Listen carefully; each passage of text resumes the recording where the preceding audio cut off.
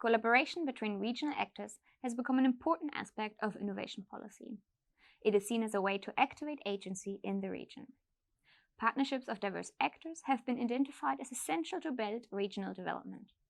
Thus, in policies such as the European Smart Specialization approach, various stakeholders are supposed to combine their knowledge and resources in new ways in order to identify regional strength and opportunities. But what has been recognized as problematic is that these agency activation approaches often fail to fulfill the long-term visions agreed by partners. Instead, regional partners tend to repeat easy, short-term successes rather than building meaningful change.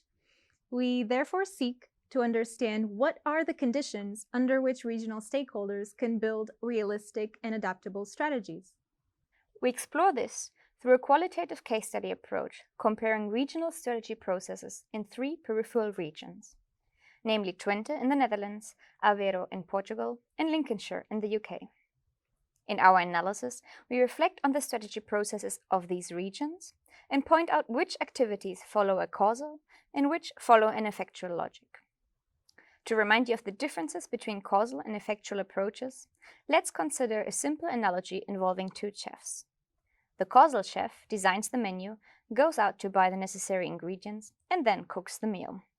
Whereas the effectual chef looks in the fridge and prepares the meal using whatever ingredients are available. Now, let's go back to our analysis and look at 2 examples in the strategy processes. For instance, the selection of projects that become part of the strategy in Twente is rather causal, as it follows a strict process according to complex and predefined requirements. In contrast, an effectual example is that the staff from the University of Lincoln also worked at the City Council and thereby created the potential of building shared understanding and knowledge. We finalize by arguing that one can clearly distinguish between causal and effectual reasoning in strategy processes, and argue that problems may arise if partners think too causal and lack flexibility. At the same time, we identify a potential value in more effectual or more opportunistic and flexible approaches to strategy processes in partnerships. Finally, we conclude that there's a need to continuously reorient strategies towards the partners' joint visions to enable long-term successes. I hope with this little introduction we have spurred your interest in reading the whole paper.